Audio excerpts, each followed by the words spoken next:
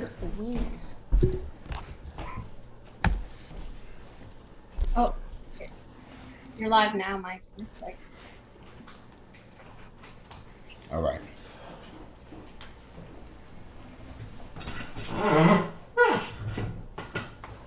All right. Good evening, everyone. We're gonna try this again. This is Pastor Mike Payne. Real quick, just happy to be here with you. The last couple. Thank you for joining us for a special edition of Rise Above, Rise Within.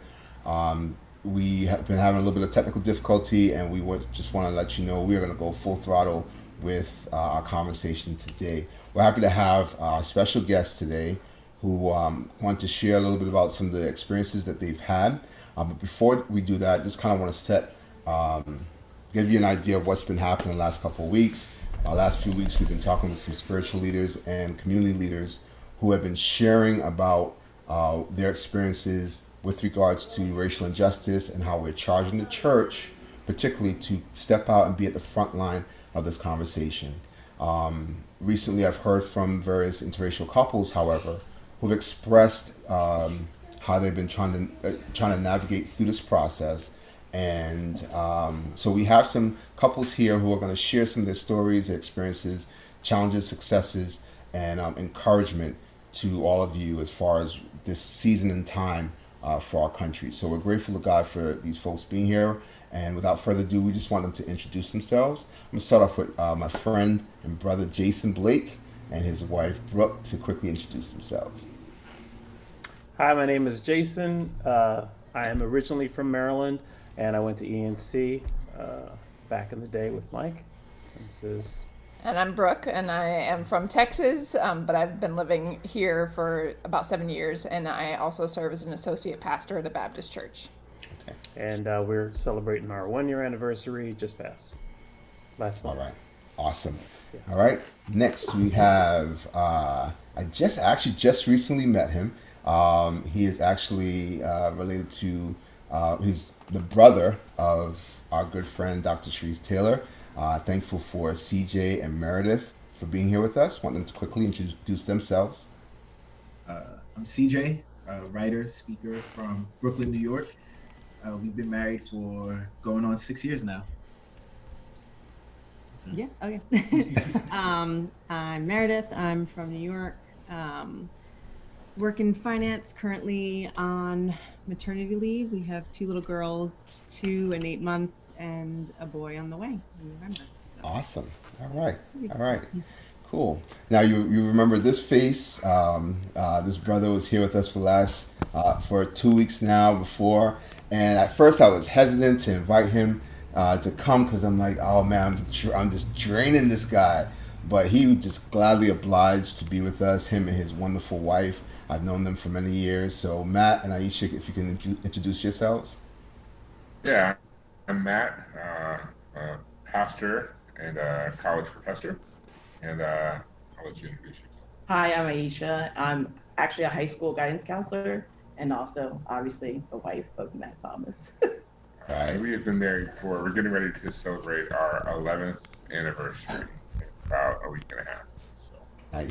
Nice. All right. Congratulations. All right. And last but not least, happy to have these two with us. Now, when I went to college with them, this couple, the wife, she was in my classes, but she was the biggest nutcase on campus. So we're grateful for her.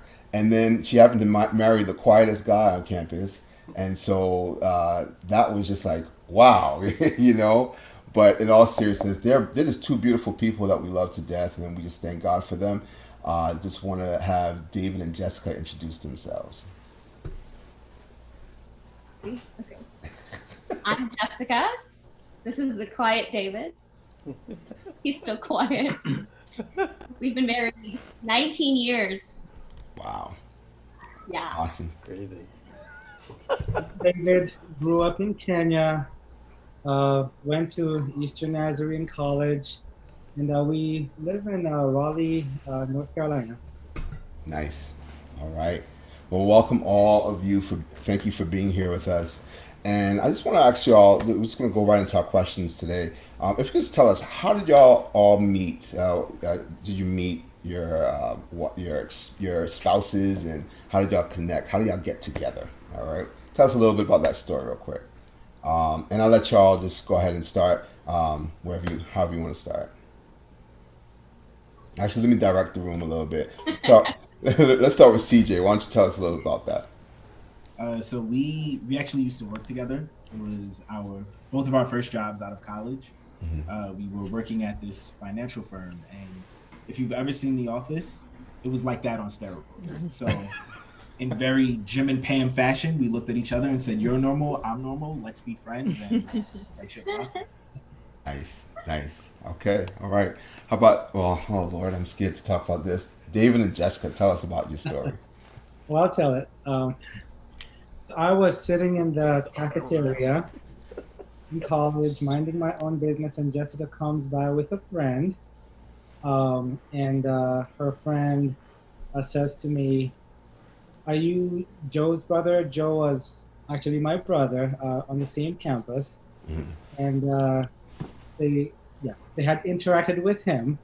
And I said, yes, as a matter of fact, I am.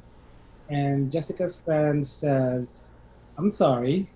And then she walks away. And Jessica was left standing there. And the rest is history. Chrissy Linton, nap. That's right. All right, awesome. Thank you. Matt and Aisha, tell us a little bit.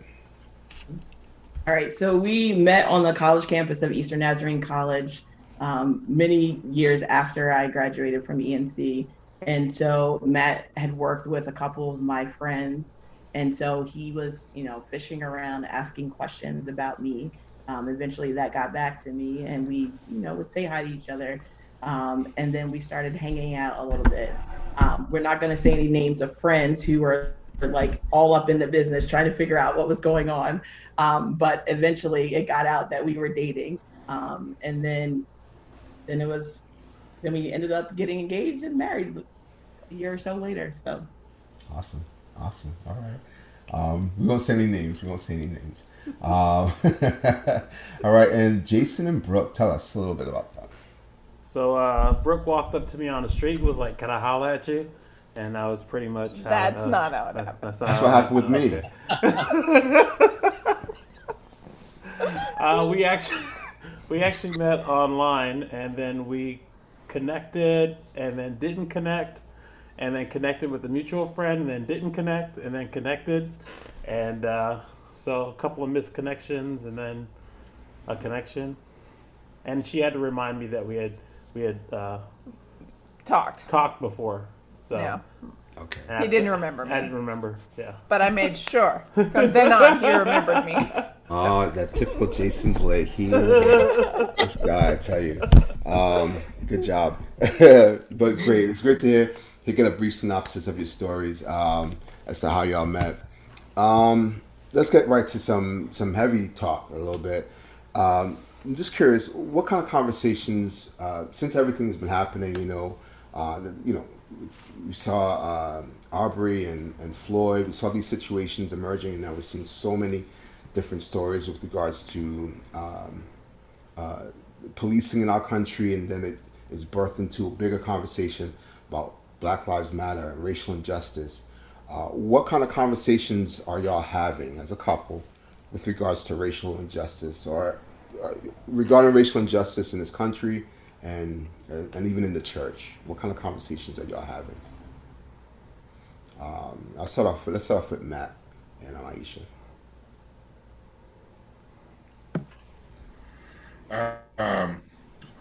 We have, I think that racial justice has been something that is really important for both of us individually, even before we were together.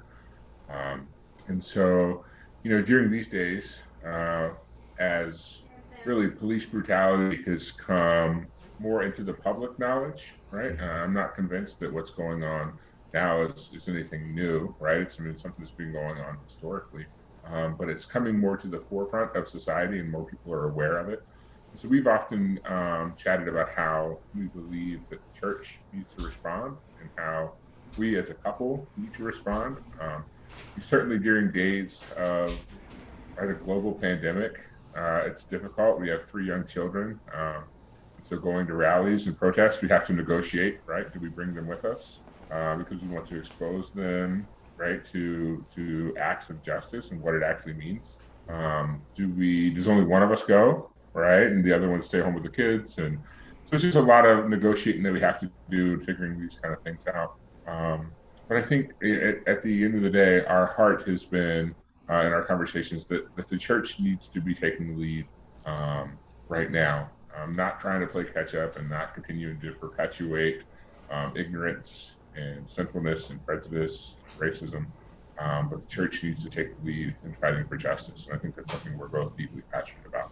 Anything else, Ed? No, I agree with that. Especially, I mean, as parents too, we want our kids to see that we're in the forefront of this and showing them, because we have 3 children. We have two white and 1 biracial child. And so we want them to know that, we are there and we're speaking up in regards to what's happening in our world, but also making sure that we're educating them as well. Great, thank you. CJ. Oh, we'll wait till Meredith comes back. So let's go over to David and Jessica. A lot of our conversations focus on safety for David and for the kids, I think. And that's probably one of the things that's at the forefront of our minds, is the harm that comes on Black and brown bodies is just really scary. And so we talk to our kids. We have a 9-year-old, a 6-year-old, and a 5-year-old.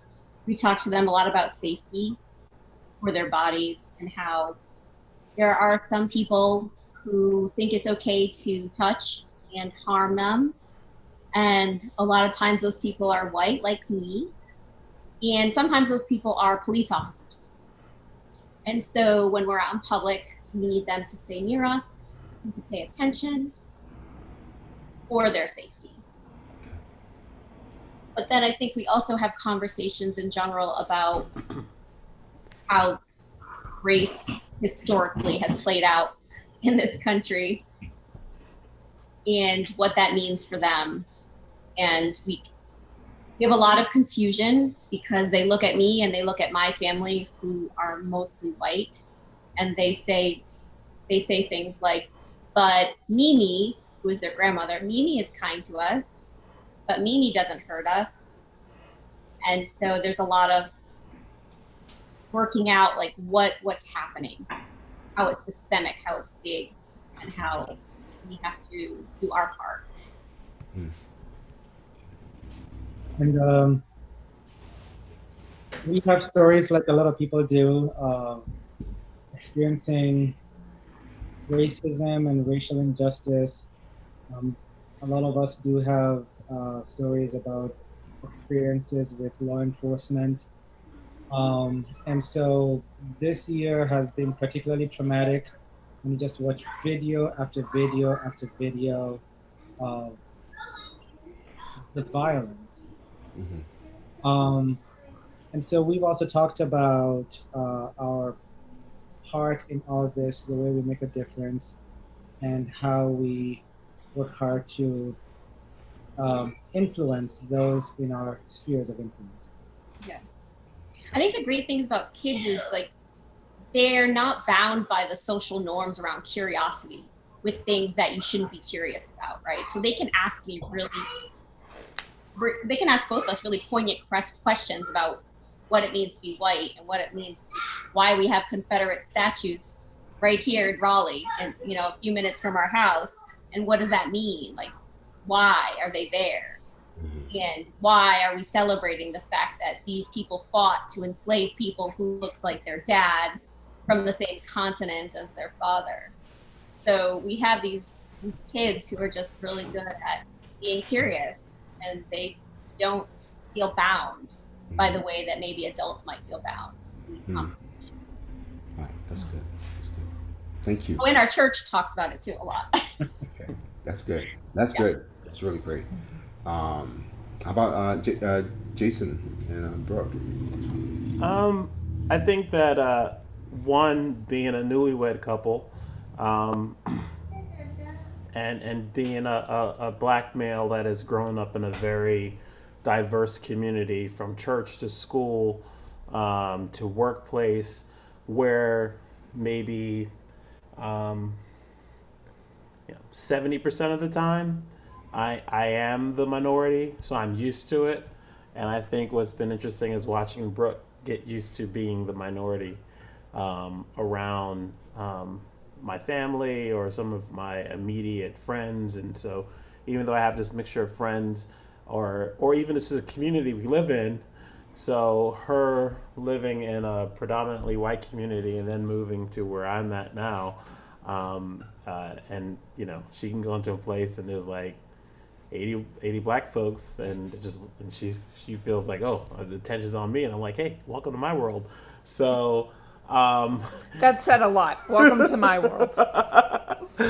So we've had some discussions about, especially with this year, or in the past few weeks happening, like how she feels about what's going on, how she views it, and some of the anger that I've felt and sensed about what's going on. And and I've expressed like how some things growing up, or at least in my 20s, how I tried to brush things aside by saying, well, that's just a horrible person.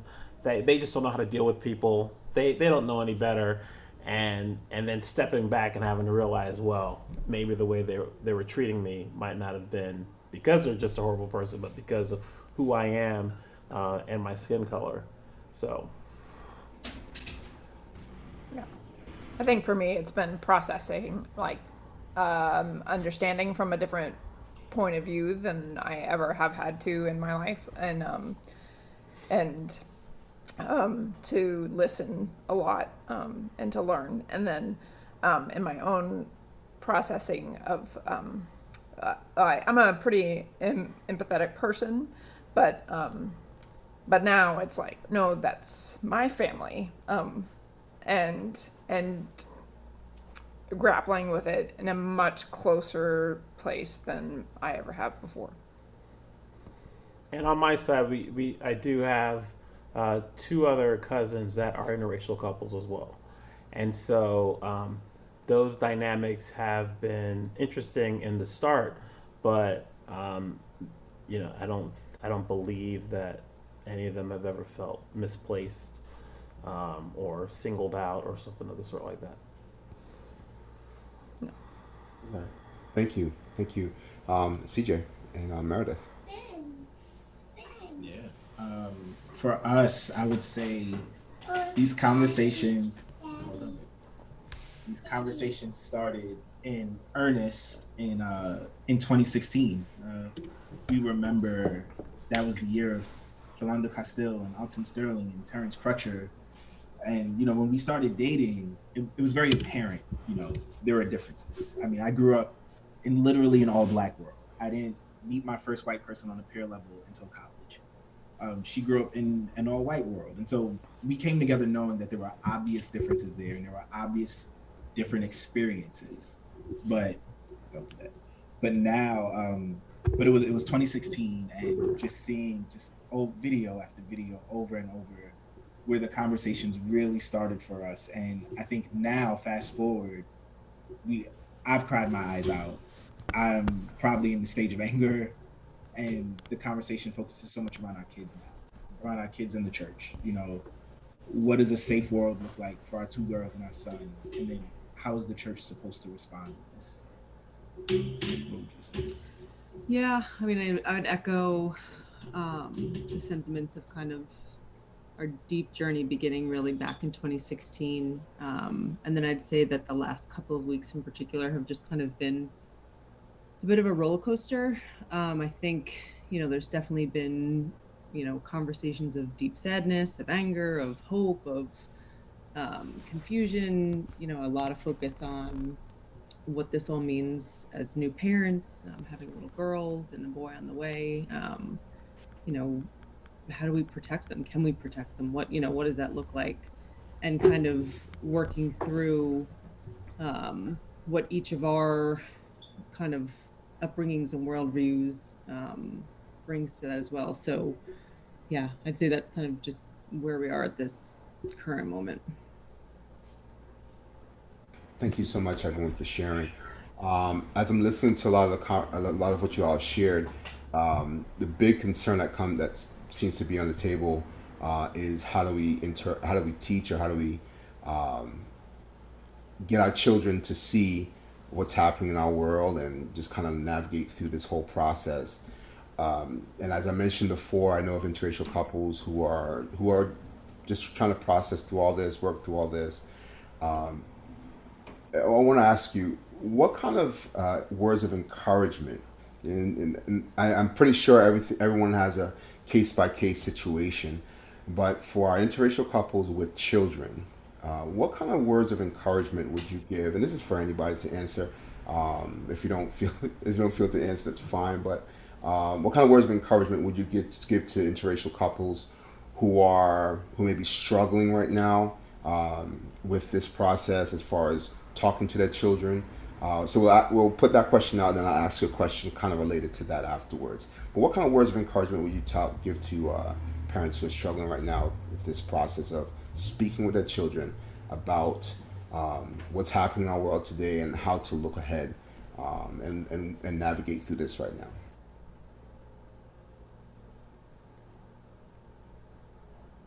I don't know if I give the best advice here. My parents were rather militant, and so they never sugarcoated anything for us. It was just always straight up and raw. So my advice would be to be honest with your children about what's going on, but we remember as believers that we season our speech with grace. So we want to constantly point our kids back to the gospel. We want to constantly point them back to hope and redemption that is found in Christ and Christ alone. And we say, yes, there are bad people out there. Yes, there are bad things happening. And historically, bad things have happened and continue to happen. But our hope is not in today. Our hope is in that promised future. And yeah, just kind of leave the Lord with the results, I guess. I agree with that. And the other thing I'd say is it's hard. If you're struggling, we all are. I don't know whether there's a way to be good at this. When you think about just how do you introduce your kids to such horrors of this world, and ask them to, hey, you need to know this to navigate this world. And because of the color of your skin, people would treat you differently. Um, but also, just like CJ said, be honest, uh, be gracious, do it again. But also, I'd say be the one to have those conversations. The kids are getting messaging from TV, from their friends, from school, from how other people interact with them, and they're learning. So be the one they learn from. I would say it's okay to not be okay, to sometimes feel overwhelmed, and that the things that we face are bigger than what we can overcome. But I don't think that's true at all. Miracles are happening all the time, right? We're faith-based people, and we believe in bigger and better and greater love. And so I would say you're not alone. We are a community, and we are better when we do things together. We're better when we share our stories, when we share our hearts. And I think that when we are not alone, when we realize that we are in this with other people, even though we might not be close geographically, we do it better when we can do it together. Amen, amen. Yeah, I agree too. We do it better when we work together. And I think it's been hard to have those conversations with our children, but I think we need to be the ones who are talking to them about it. Like I said earlier, with the three children that we have, two are white and one is biracial, and really having conversations with them about there's going to be a time that you're going to have to protect your little brother. You know what I mean? Because people are going to look at him differently because of the color of his skin. And so that's why one of the reasons we've been proactive about going to some of the protests and really talking to them and kids, man, they're amazing. And as you're talking to them and the questions that they come up with, and you're like, okay, how am I gonna tackle this one? But they get it, they understand, you know what I mean? And sometimes you think, why can't adults get this? You know what I mean? Kids ask questions like in regards to the police brutality and things that are happening. And one of our kids said to me, like, why don't they take their guns away? Why don't they take their badges away? Like, why do they still let them go out there and hurt Black and brown people? Like, they get it, they understand that. And, you know, we have moments in our house where our little one, he is like in the car, 2 years old, soon to be 3. He's in the back, and you're like, what is he saying? He's like, no justice, no peace. And he's saying Black Lives Matter. So he's saying these things, and we're just like turning around, like out of the blue, like he's saying these things. And so we need to do better as people, like as humans. We need to do better to educate our kids, and don't be afraid, even if you're not in an interracial couple and you have kids, you need to have these conversations, because they're going to be interacting with people. And it's like what everyone else said, they, you know, kids talk about it at school. There's lots of conversations that are going on, and if they don't hear it coming from you, they may hear something that they should not be talking about. I'll share too, just as a word of maybe encouragement. So one of the protests that we went to was in Boston. It was a huge one. We brought our kids, and we actually drove in early, parked close so we could get out if we needed to, you know, to social distance and all that. And been there for a little while, and Aisha had walked back to the car with the younger two, and it was me and our oldest. He's 7 years old. He's white. And as we were chanting Black Lives Matter, Black Lives Matter, a group of people around us started chanting My Life Matters, My Life Matters. And my 7-year-old looked at me. You could see the wheels turning in his head.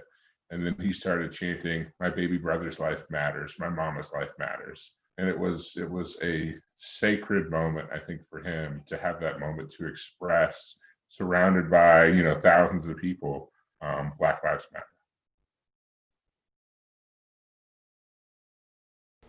Right.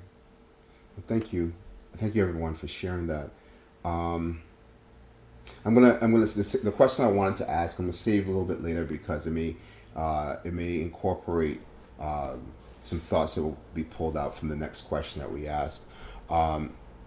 Just kind of switching gears a little bit, and again, thank you for talking about the importance of educating our children. Even if you're not in an interracial marriage, it's so key that we let our children be aware of what's happening in our world today, as they can significantly bring change to our culture and to our society, even at their young ages. They're doing it right now, out of the mouths of babes. I really believe that they're doing it.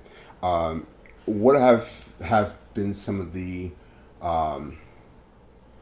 relational challenges you as a couple have been having, as far as like relationships outside of your marriage, that you've been having since the recent events?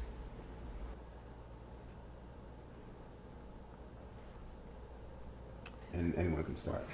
I think that I've had a lot of conversations with people in my family and in my church about Black Lives Matter and understanding and those kinds of conversations. And sometimes I've gone to Jason and been like, I'm so tired of having this conversation, but realizing like it's nothing compared to the conversations Jason has had his whole life. And so and then he'll say, welcome to my world, and we move on.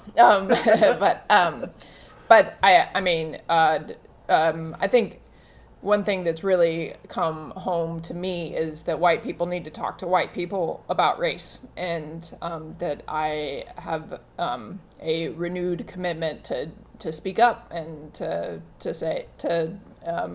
confront things. I'm not a very confrontational person. I don't like it, but that this is critical, and so to enter into those conversations, even though they're painful, and it's hard to talk to white people about race. I would say that what's interesting is some of the conversations I've been having over the past few weeks, in kind of expressing those conversations with a couple of other people. I was asked if, even just from the people we went to school with, if we ever had a conversation about race, beyond like the broad scope of, what's in your culture and so forth like that. And I thought about it, said, I don't think that we ever really did. We never really talked about, what are the pitfalls that come with every interaction as far as race or background. And so some of those conversations are happening now, and some of them have been good, and some of them have been stressful.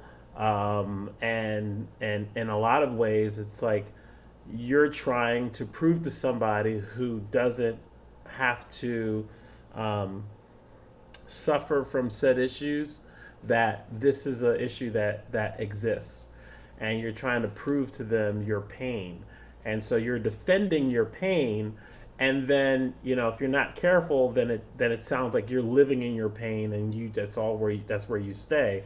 And so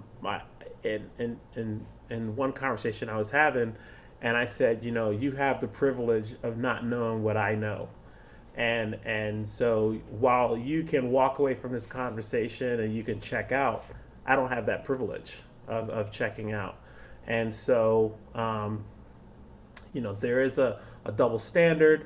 And while in engagement that I think usually a non a Caucasian person, or where we want to use, usually there's this battle within them that is saying, well, I'm not one of them, so why are you accusing me? And you have to say, it's not about you, and not making it about you. No one has made it about you, and why are you feeling this guilt? Like, do you feel like you need to get something off your chest? Um, and so try to say, like, hey, if you're not part of the problem, then help me solve this problem together. And that was a suggestion I gave somebody. They said, well, how do we help? I said, I don't know all the answers. All I know is that we can figure that out together, and we take this journey together, and we can make it better.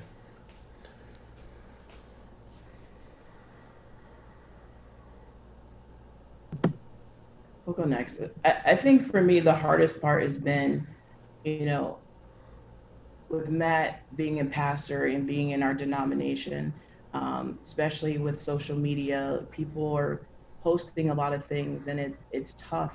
You know what I mean? Kind of Jason and I have talked, a little while ago, like it just in regards to some of our friends that we went to college with and some of the comments and things that they've made that has been very disheartening.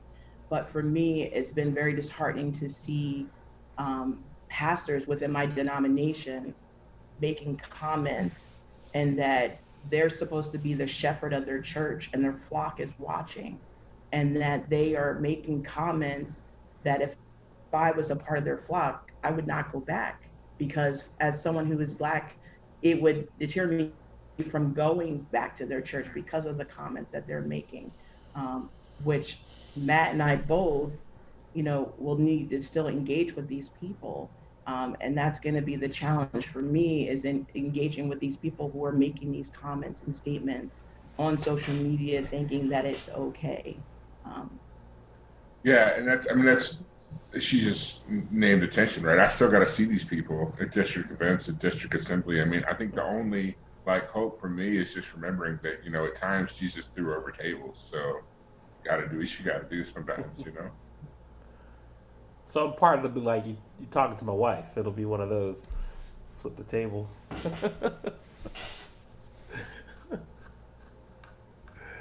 I think for me, one of the things that just became so apparent was just the number of majority white spaces that CJ was operating in. So between work and church, my family dynamic, and I think just witnessing the exhaustion and the burden that was constantly placed on him really opened up my eyes for where I needed to step into a lot of that. And so while I can't follow him to work every day and to, certain places, I absolutely can bear that burden in our shared spaces and in spaces on my own. And so I think I definitely haven't given up prayers on racial reconciliation and those types of things. But I think a big shift for me has just been kind of challenging myself to see where I can take on the burden for him at all, if possible, and especially just basic things like conversations with family and friends, because you can just see, you know, the toll that it takes to literally enter into a conversation or a room and have to constantly be that voice. And to the earlier comment, I forget who said it, but just having to kind of defend your existence and your emotion and experience is so different than, you know, having a coffee chat, if you will. So I think that's something that is just really important for white people to recognize when we are having those conversations and kind of interacting in those spaces. Yeah, I'd say the hardest thing for me relationally has been, it's actually been all the people apologizing to me. So in 2016, I really started beating this drum in all of the white spaces that I was in. And I started to go around and give talks on racial justice and the gospel. And so many times I would be met with, oh, well, just preach the gospel. Or why are you worried about this stuff? Are you focusing too much on race? And then I have all these people coming back to me now and they're going, I'm sorry, you've been preaching the same sermon to me for the last 4 years and I haven't been listening. And there's a part of me that wants to rejoice and go, yes, you're getting it. But there's that part of me that's like, really? Why now? Like, why all of a sudden is now the time that you're going to listen? And so that I've been really asking God to work on my heart on that, because this is a moment that I should be rejoicing and grateful. And here I am finding myself frustrated that I've had to endure so much rejection and pain and agony for you to pick it up 4 years later. And then just knowing how these things go, I don't know if you're still going to be here 6 months from now. I don't know if when the forums are over, when the cameras and lights are off, when every company's done making statements, are you still going to be here? Because I don't get to turn this off.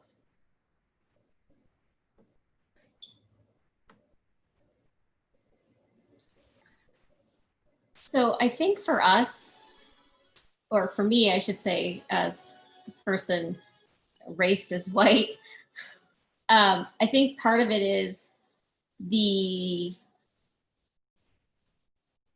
lack of, I guess, experience with talking to other white people about whiteness and how it can feel lonely that there aren't a lot of white people who I can engage in conversations around my own struggles with this whiteness that I have, that I feel like whiteness not only burdens people of color, but it burdens white people. Like, we are not free in this. I think there's this assumption or this idea among white people that when we talk about racism, when we talk about injustice, that we don't have to talk about whiteness. And that's my struggle, is trying to help my loved ones who are white see that, no, you want to talk about racism, we the white people, we need to talk about whiteness and what that means and how that shows up in our lives. Like, how is whiteness showing up in me? How am I experiencing whiteness in my body? Because race isn't just out there put upon us, but I think we have reactions in our physical bodies to it too. And I found for me, it impacts me like emotionally, physically, spiritually. So whiteness is, I'm all bound up in whiteness, right? And I'm struggling to find outlets of people that I trust and can be vulnerable with, who also want to enter that space with me, who are white, who want to say, yes, this whiteness that we have, we need to explore this, because us holding on to this is making us bound, but it's binding up everybody else. So that idea that my freedom or my liberation is bound up in someone else's liberation has been so true for me. And I think we've had some relationships where people have, asked us to do things that we just don't feel safe doing, given the climate. Like, for instance, in Wilmington, North Carolina, which is just 2 hours from us, not even, there were recently some police officers who got in some big trouble for saying some really racist things. And then people invite us to the beach, which is in Wilmington. And we're like, yeah, maybe we'll just not go to the beach right now. Maybe just let things simmer down a little bit. And they, they'll say they understand. And then they'll say right after they understand is, but you can't let fear rule your life. And I'm like, yeah, right. You understand. So yeah, that's where I'm struggling with relating to people and trying to share space with white people. And how do we talk about whiteness? And my experience is very similar to Jason's. Jason, sorry, where you have conversations with people, white friends, who you can engage with on an intellectual level, and you say the words, and they say the words. It's a tragedy, it's a bad thing, and Black people should not have to endure these this violence at the hands of police. And I'm glad that that's really spotlighted at this moment in history. But then the follow-up commentary just leads you to believe, wow, there are no words that I can say to show you what I've seen, what I've lived. And I didn't even grow up here in the US. I feel that Blackness was put upon me. And it's proven to be really, really difficult to explain to somebody that this is real. The struggle is real. This actually exists. And there's always maybe you're playing it up, maybe it was that one person, the whole bad apple mindset. And it's draining, it's exhausting to have those conversations and walk away and say, wow, there's nothing I can say. But you still gotta do it. Otherwise, for our kids, how will the world change if we don't keep fighting and agitating? And I want to. This is interesting. What something that Jess said about the beach is that I think that our current climate, leaving politics out of it, I would not have been thinking about an issue and how you would engage an interracial relationship 5 years ago. 5 years ago, even I probably still would still have a certain, still be partially naive to certain things, but wouldn't think that everything's good. That's just them over there. And so we were this past Christmas holiday season in Memphis, which was I'd never been to Memphis, and being around the area where which Martin Luther King was killed at the motel there, and walk around the area. And so we ordered an Uber to get to one end of the town, and it was a pickup truck, so that was fun. And and he was kind of saying, well, that part of town they're working on it. I wouldn't really go there and so forth. And Brooke decided, well, let's just walk. And for me, it's kind of like, walk where? He just said he wouldn't go there, and that's a white guy. So why would the black guy want to go there? And so we were walking, and in that walk, I was intentionally walking away from her. It's really weird because and what I explained to her was that it's not so much that anybody may cause an issue because you're walking by yourself or I'm walking by myself, but because we're walking together. And so they may have an issue with that. And we're down in the South. So, you kind of walk over there, act like you don't really know me. I'll stay close by just in case. But just that thought process is exhausting, and it's easy for somebody to say, well, you should have just gone about your day. Why are you worried about that? So for that, it's like, yeah, that's really easy for you to say. I mean, I've seen people cause trouble just because they see something they don't like, and and then it's off to the races from there for them. So, Thank you. Thanks everybody for sharing. It's so much thoughts that are coming to my mind right now. But I also want to be respectful of everyone's time because we have the children kind of waiting for us and everything. But a lot of what you all have shared has been really, really thought provoking. a big concern, especially as to why we're doing this, is how is the church being? How can the church be more effective and strategic as far as what they're doing in terms of preaching the gospel and ministering to those that they serve? But we think about that that group of folks within our churches who are in interracial marriages, and I guess the big question I want to ask is what are some ways that we can encourage the church to help minister to, help strengthen, help encourage, help cultivate a culture within the church that will be edifying to, well, let me not use the word edifying, but that will really tap into the lives of interracial couples, especially through a season like this. Yeah, other questions. Questions I want to ask based on some of the things that you all had mentioned, but I want to start there, and then we'll probably just try to wrap up. Can I start? Go ahead. Stop putting white men in charge of everything. Like, just stop. It's not working, and it's tiresome. Get some women of color, especially some men of color. Let's start being led by the people that our country has historically devalued and said that are less than. I think that is one major shift that can help us. I really think, and I really do think it will help turn the tide to tell us, like, we are better together. We are missing out on something enormous, on some part of God that we are not getting in touch with when we put the same people in charge all the time.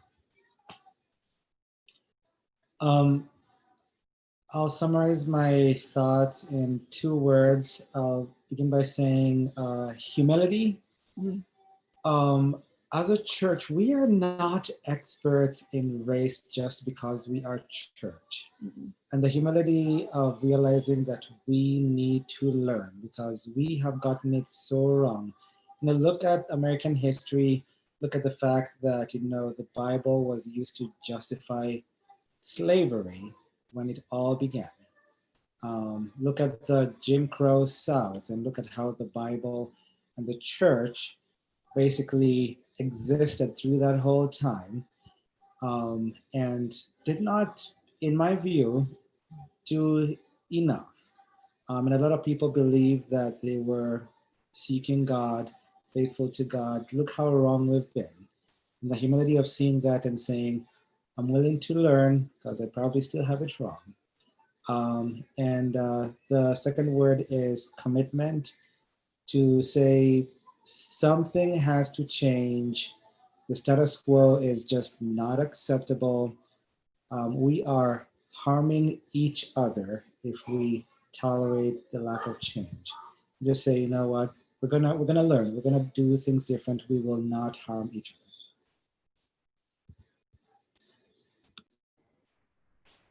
I'm going to piggyback on Jessica's point and say, shoot, what was I going to say? No, I'm going to piggyback on Jessica's point and say that a lot of churches want to be multi-ethnic, but they want to express that in a monocultural fashion. And that cannot continue. If you really want to be a multi-ethnic church, you need to be a multicultural church as well. Because I can speak for us as an interracial couple. It's not fun to be in a church where a bunch of people look different, but then you only get one form of expression, because the people who tend to lose out are the people who look like me. In addition to that, I will say that what the big C church needs to be doing is the church needs to be on the front lines of these things. The reason that we're losing our kids to all other ways of life and all other manners of thinking is because the church has historically failed in these areas. I was listening to a podcast the other day, and they were talking about this known activist in Louisville, how every time something happens, specifically with Breonna Taylor and with some other cases that have happened, he's always there. And then you start listening to him talk and you realize, oh, he's a member of the Nation of Islam. Where is the church? This is Louisville, Kentucky, where there are hundreds of churches. I'm in New York where there are literally 3,000 churches, but when I show up at these marches, when I see people at these protests, the church is rarely seen. So I think we, as a church, we need to step up and we need to show people that God has a greater vision than we could ever imagine. You can't legislate heart change. You can certainly legislate away oppression, and we gonna do that, but we have to leave that heart change in the hands of the only one who can do that.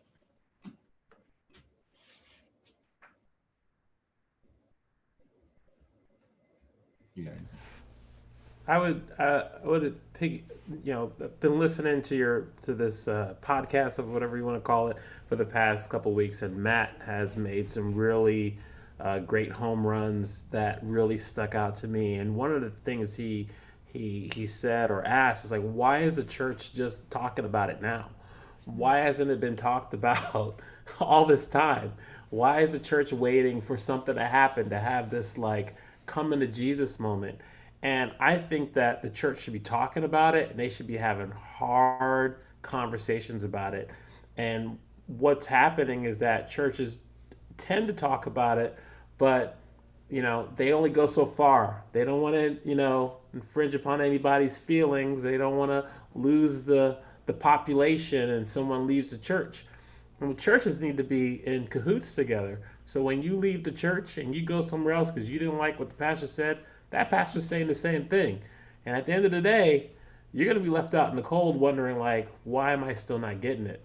And, he said it a lot more eloquently than I'm saying it. But, I think that the church needs to have the conversation and stick to their guns about it and stop, coddling people with this. And the church, I'll say this and kind of be quiet, but I'm really frustrated with the church that talks about love, care, compassion, and then when it comes to something that they don't personally feel or understand, then all of a sudden that's out the window. And it's amazing to watch this on the street, how that care, compassion, and love, and intolerance is just, smothered with this thing of Jesus love, and that's not love. So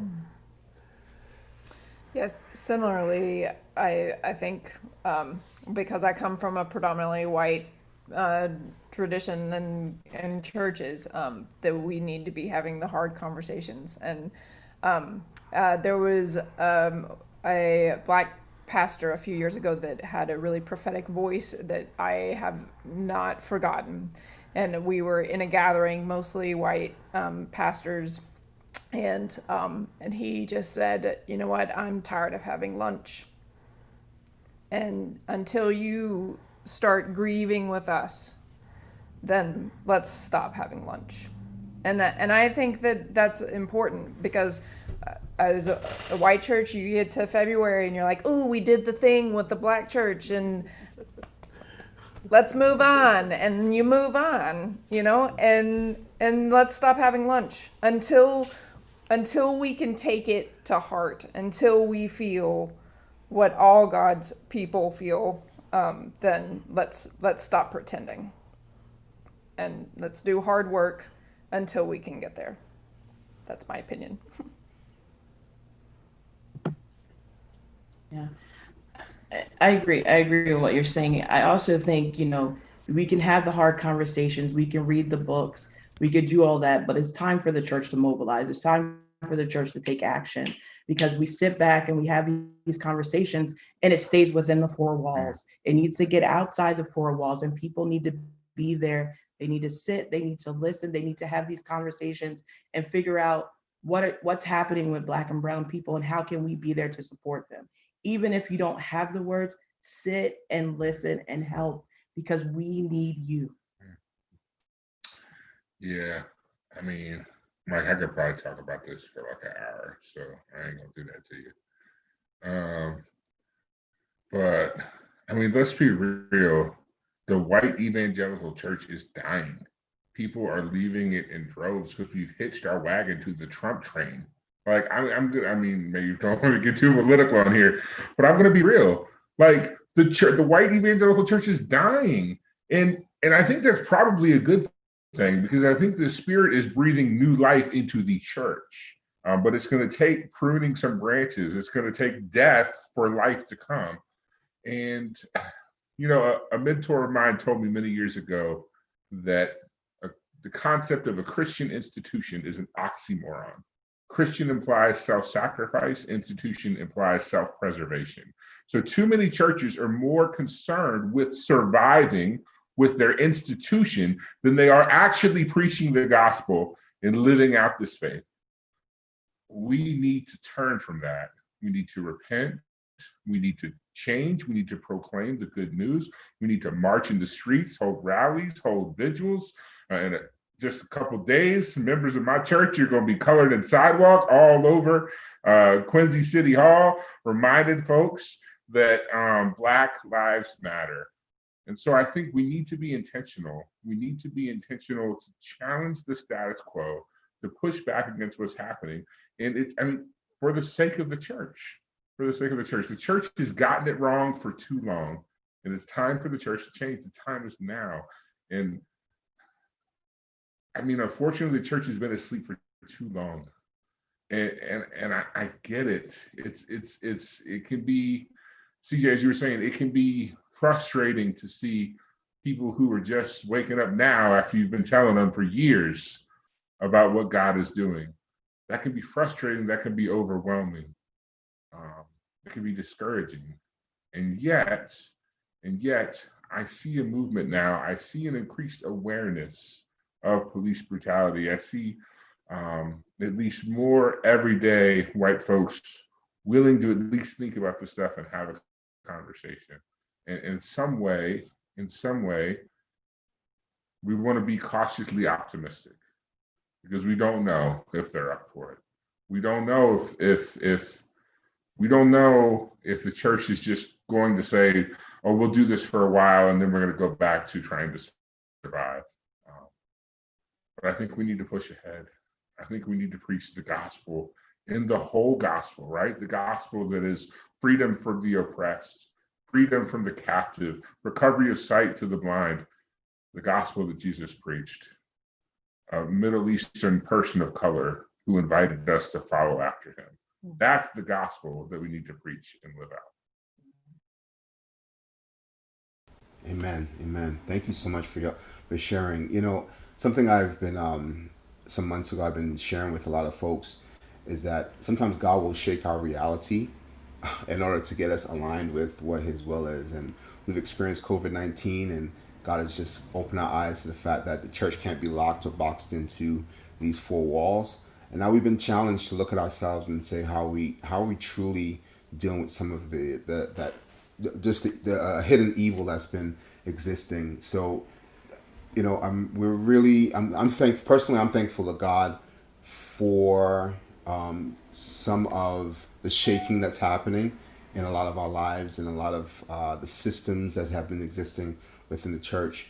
As a word of encouragement for any of you that are in this, who are allies, or even more, who are looking to be allies, who are looking to be accomplices, advocates, who are really trying to dig in and unlearn and relearn and begin to go through a process that will truly be in alignment with what God is trying to do.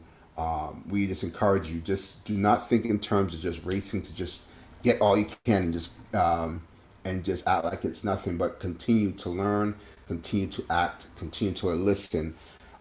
This is a great place to say that, Scripture says the race is not given to the swift nor to the strong.